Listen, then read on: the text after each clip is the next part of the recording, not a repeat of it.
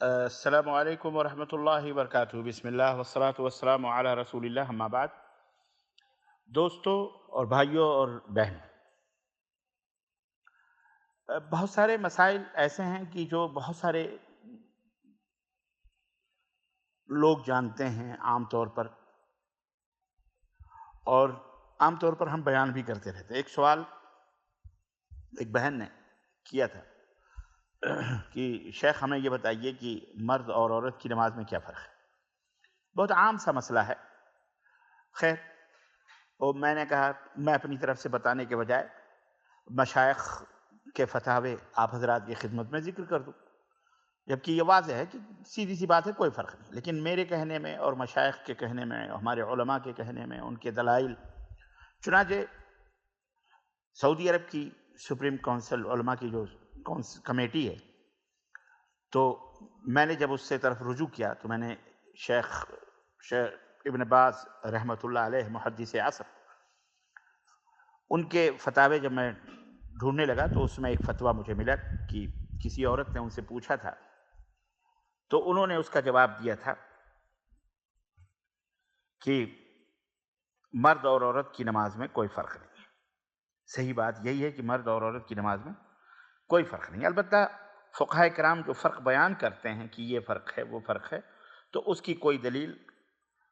موجود نہیں ہے، نہ قرآن میں اور نہ ہی احادیث صحیحہ میں۔ اور شیخ نے اس عورت نے سوال یہ بھی کیا تھا کہ اللہ کے رسول صلی اللہ علیہ وسلم نے فرمایا ہے کہ صلو کما رأیتمونی اصلی، تو شیخ نے اس حدیث کا حوالہ دیتے ہوئے کہا کہ اور تم نے جو وہ حدیث پیش کی ہے، ذکر کی ہے کہ نماز ایسے پڑھو جیسے تم مجھے نماز پڑھتے ہوئے دیکھتے ہو، یعنی یہ رسول اللہ صلی اللہ علیہ وسلم کی حدیث ہے، صحیح بخاری کی۔ تو شیخ فرماتے ہیں، شیخ ابن باز رحمۃ اللہ علیہ نے فرمایا کہ اس حدیث میں سب مرد اور خواتین سب شامل ہیں، بلکہ پوری شریعت اسلامیہ مرد عورت سب کے لیے یکساں ہے۔ البتہ وہاں فرق رکھا جائے گا جہاں قرآن اور حدیث میں فرق موجود ہے کہ مرد عورت میں اسلامی احکام پر عمل کرنے میں یہ فرق ہے، یہ فرق ہے، تو جہاں اللہ اور اس کے رسول نے فرق بتایا ہے وہ فرق روا رکھا جائے گا، اس کو بیان کیا جائے گا۔ لہذا سنت یہی ہے کہ عورت بھی اسی طرح نماز پڑھے جیسے مرد نماز پڑھتا ہے۔ اس کے لیے رکوع، سجدہ، تلاوت، سینے پر ہاتھ باندھنا، رفع الیدین کرنا وغیرہ وغیرہ، تمام کے تمام امور بالکل یکساں ہوں گے، کوئی فرق نہیں ہوگا، اور یہی سنت کا طریقہ اور یہی افضل ہے۔ اسی طرح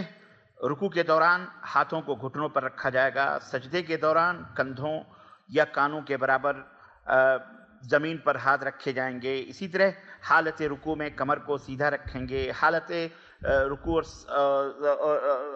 اور سجدے کی جو دعائیں ہیں، قومے اور قعدے کی جو دعائیں ہیں، دو سجدوں کے درمیان کی جو دعائیں، سب کچھ مردوں کی طرح عورتیں بھی انجام دیں گی، تاکہ صحیح بخاری میں موجود رسول اللہ صلی اللہ علیہ وسلم کا فرمان صلو کما رأیتمونی اصلی، کہ نماز ایسے پڑھو جیسے تم ہمیں نماز پڑھتے ہوئے دیکھتے ہو، اس کے اوپر عمل ہو جائے۔ البتہ اقامت اور اذان نماز سے الگ عمل ہے، اس لیے اقامت اور اذان صرف مرد ہی کہیں گے، کیونکہ اس کے بارے میں کوئی نص صریح موجود نہیں ہے، یا اس کے بارے میں نص آ گئی ہے کہ مرد ہی اذان دیں اور جو اذان دے وہی اقامت کہیں، تو خواتین اقامت اور اذان نہیں کہیں گی۔ جبکہ جہری نمازوں میں یعنی فجر ہے، مغرب ہے اور عشاء، ان میں وہ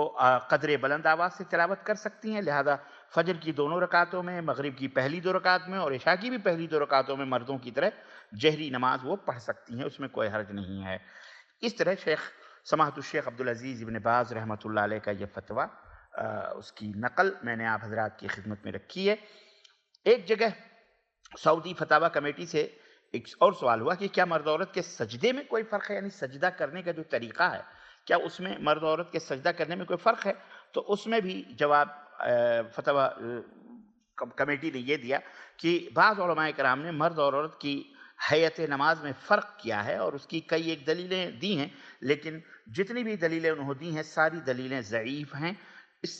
جن سے استدلال کرنا درست اور صحیح نہیں ہے۔ اور اس مسئلے میں صحیح حدیث اور صحیح بات یہ ہے کہ مرد عورت کی نماز میں کوئی فرق نہیں ہے، حتیٰ کہ سجدہ کرنے میں بھی کوئی فرق نہیں ہے۔ شیخ محمد بن عثیمین رحمہ اللہ جو فقیہ عصر ہیں، سعودی عرب کے، اس قول کا رد کرتے ہوئے کہتے ہیں کہ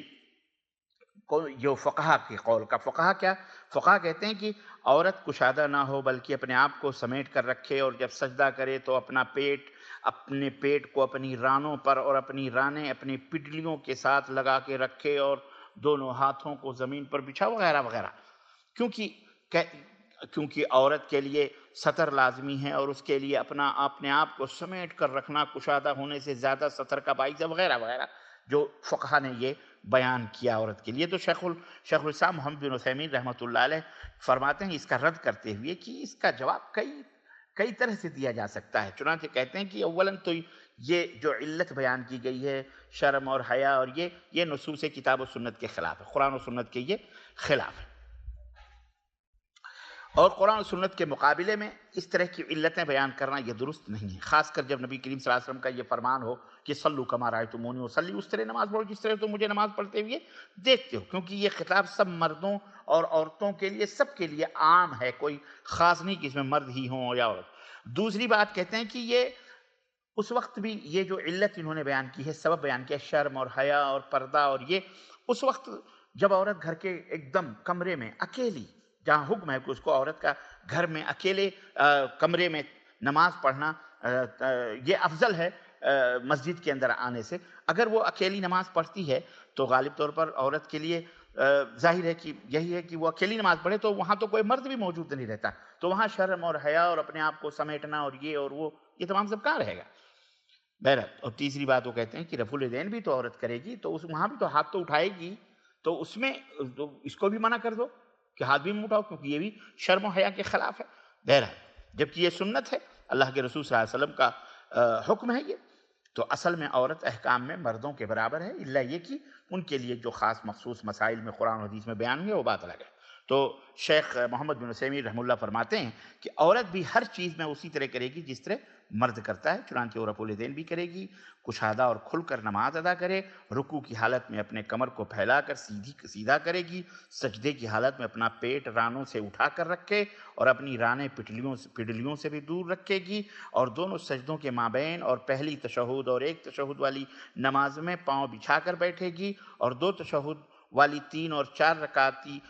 نماز کی آخری تشہد میں تورک کرے گی، بیٹھے گی، چنانچہ ان چیزوں میں سے عورت کے لیے کچھ بھی الگ سے حکم وارد نہیں ہوا ہے، اس لیے بالکل مردوں کی طرح وہ نماز ادا کرے گی۔ الشرح الممتع جلد نمبر 3 صفحہ نمبر 303 میں یہ فتویٰ موجود ہے، واللہ تعالی اعلم بالصواب، وصلی اللہ علی نبینا محمد وعلی آلہ وصحبہ اجمعین، والسلام علیکم ورحمۃ اللہ وبرکاتہ۔